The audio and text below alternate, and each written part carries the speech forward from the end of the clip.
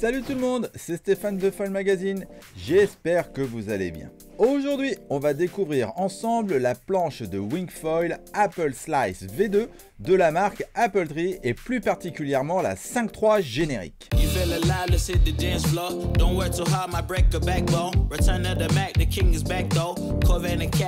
J'ai donc la chance de posséder une planche Apple Tree pour ma pratique du Wingfoil. Cela fait maintenant quelques mois que je la possède et il est temps de te faire mes retours. De l'unboxing à mon test et d'ici la fin de la vidéo, tu vas tout savoir sur cette planche rigide full carbone qui se vend à partir de 1349 €.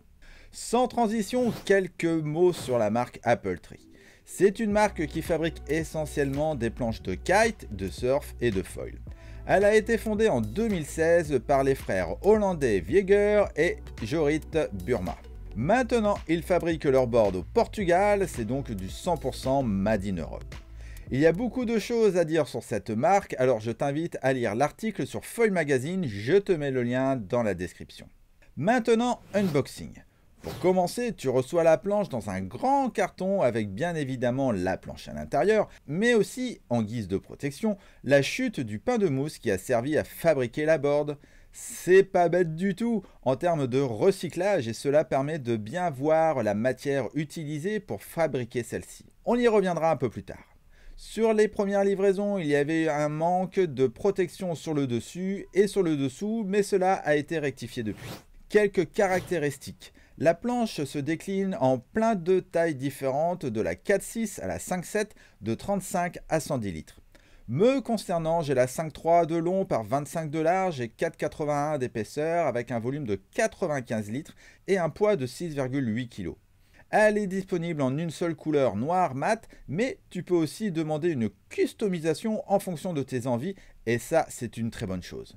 Ce modèle est proposé à partir de 1349 € pour la 4.6 jusqu'à 1799 € pour la 5.7 au moment où je te parle, c'est-à-dire début 2023. Tu peux l'acheter au shop physique à côté de chez toi ou en ligne sur certaines e-boutiques. Regardons de plus près ce modèle Apple Slice V2 Wing.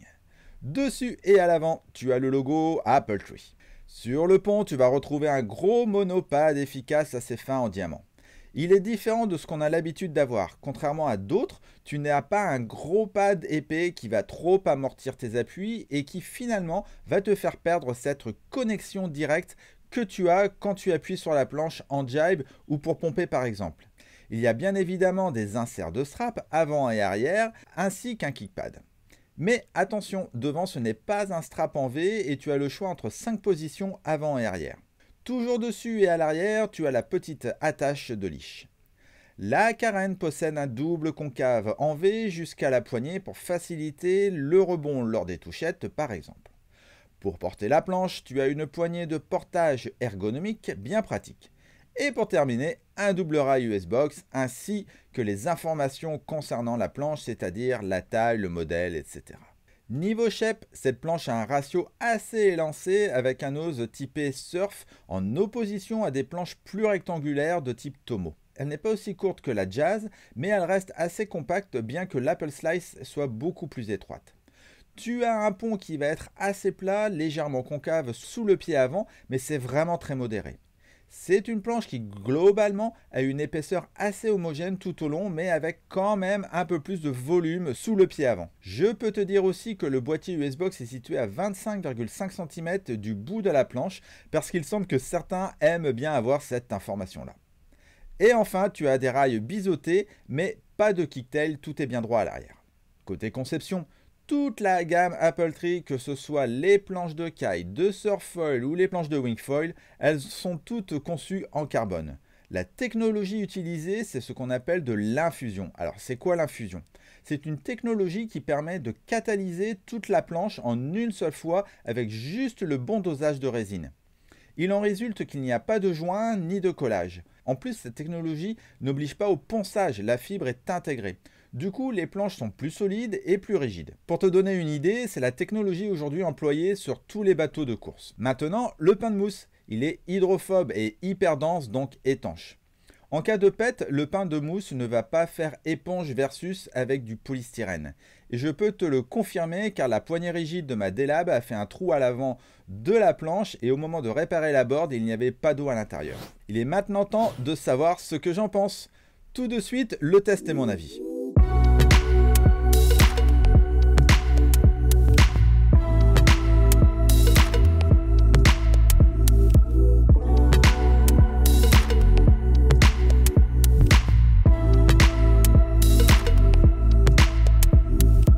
Avant toute chose, si tu veux me soutenir et m'encourager à faire toujours plus de vidéos, je t'invite à t'abonner à la chaîne Foil Magazine en cliquant sur le bouton ci-dessous et à activer la petite clochette pour être mis au courant de la mise en ligne des nouvelles vidéos. Pour rappel, je fais 78 kg pour 1,79 m et j'ai testé cette planche uniquement en wingfoil. Je l'ai testé en Lightwind et avec du vent plus soutenu jusqu'à 25 nœuds. Niveau matos, j'étais principalement en foil Takuma et AFS, et niveau voile en duotone D-Lab Unit 5 m² ou en Takun V2 6 m².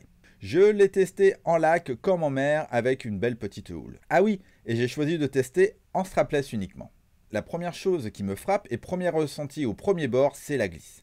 Grâce à son shape, tu as une bonne glisse qui te permet de mettre un foil plus petit ou de naviguer avec une voile plus petite. J'ai commencé à pomper avec ma 5.3 et la glisse est instantanée. Tu as une très bonne glisse là où les planches plus larges et rectangulaires vont pousser un peu plus d'eau. Si tu n'as pas envie de pomper comme un malade et que tu as juste envie de te laisser glisser pour décoller et prendre de la vitesse sans trop d'effort, avec cette planche, tu vas pouvoir le faire. Il n'y a donc aucune comparaison possible avec une planche gonflable. Quand je suis debout et qu'il y a une molle au niveau du vent, je tiens debout mais c'est vraiment tout juste. Je te le redis, je fais 78 kg pour une planche de 95 litres.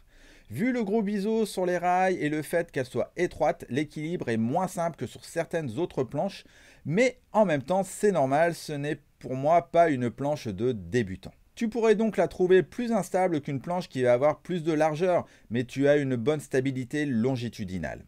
Une fois en vol, c'est vraiment plaisant d'avoir une planche légère.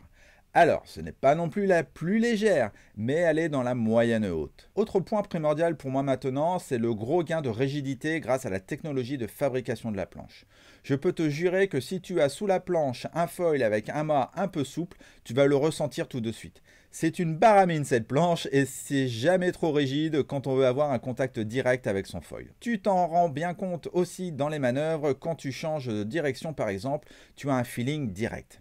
Et si tu navigues pieds nus, avec le pad pas trop épais, le feeling est encore plus direct avec la planche et encore plus fort. Dans les manœuvres, quand le vent est vraiment très light, si jamais tu as le malheur de te poser en fin de jibe, tu vas pouvoir repartir assez facilement grâce à son shape. Niveau vitesse, c'est toujours grâce à son shape élancé que tu peux aller très vite. L'impact de la prise au vent est réel et encore plus quand tu remontes au vent. C'est toujours flagrant si tu compares avec une planche gonflable qui a un nez épais. Tu perds un peu cette glisse dans l'air, surtout si tu as de gros volumes. Pour qui est destinée cette planche de wingfoil Apple Slice V2? Pour commencer, cela peut être pour ceux qui veulent se faire plaisir en achetant une planche Made in Europe de qualité en carbone et avec un poids plus que raisonnable. La board convient aussi bien aux pratiquants en lac ou en mer avec du clapot ou dans les vagues. Ce n'est pas proprement dit une planche de freestyle, mais franchement, ça peut le faire aussi. Je pense qu'elle est vraiment adaptée à des pratiquants qui utilisent des foils high aspect ou ultra high aspect avec des gros ratios et avec un mât bien rigide. Cette planche n'est pas faite non plus pour moi pour des total débutants, ou alors il faut aller taper directement la 5.7. Par contre, dès que tu es un pratiquant débrouillé ou expert, tu peux aller sur les plus petites planches les yeux fermés. Dans les axes d'amélioration, si je devais pinailler, j'aimerais bien avoir une board un peu plus légère sur la balance, mais ce serait au détriment de la solidité, alors l'un dans l'autre, je sais pas. Pareil pour la tâche de leash, elle est discrète mais un peu trop courte pour y glisser la cordelette de mon leash, ceinture. Je suis obligé d'utiliser un petit outil ou alors de le laisser en permanence. Et enfin, le plus gros point noir, et c'est le cas de le dire, c'est le fait d'avoir une planche full carbone apparent. Tu le vois bien sur les images, la moindre rayure, la moindre éraflure est visible, voire ultra visible. On voit même les lignes de carbone. Mais c'est normal au final, car la planche que j'ai reçue a été injectée avec de la résine transparente. Alors, À titre perso, je m'en moque un peu car ce qui m'importe c'est l'efficacité du matériel, mais c'est pourquoi je t'invite, si tu le peux, à prendre avec une déco custom ou une résine colorée. Ce qui me fait un magnifique enchaînement pour te dire que tu as la possibilité d'avoir la planche en d'autres couleurs avec d'autres décos moyennant finance. En conclusion, si tu cherches une planche de Wingfoil pour le Lightwind avec une très bonne glisse et avec un take-off rapide, et si tu as le bon foil, tu peux acheter cette planche sans problème. Si tu veux aller dans les vagues, c'est pareil. On a avec cette Apple Tree une rigidité qui est assez unique et donc aussi de la solidité. Si tu veux plus d'informations, je t'invite à aller sur leur site qui est très bien fait ou contacter Loïc Caillé de Surf Pistol qui est le distributeur en France. Et voilà, c'est tout pour aujourd'hui. Merci d'avoir regardé cette vidéo. Je t'invite à t'abonner à la chaîne en cliquant sur le bouton en bas si ce n'est pas déjà fait. N'hésite pas à me dire en commentaire ce que tu en as pensé et si tu as des questions par rapport au produit. Tu peux retrouver la vidéo sous forme d'article sur le site Foil Magazine ou alors regarder mes anciennes vidéos dans la playlist juste à gauche en cliquant dessus. Allez, ciao ciao!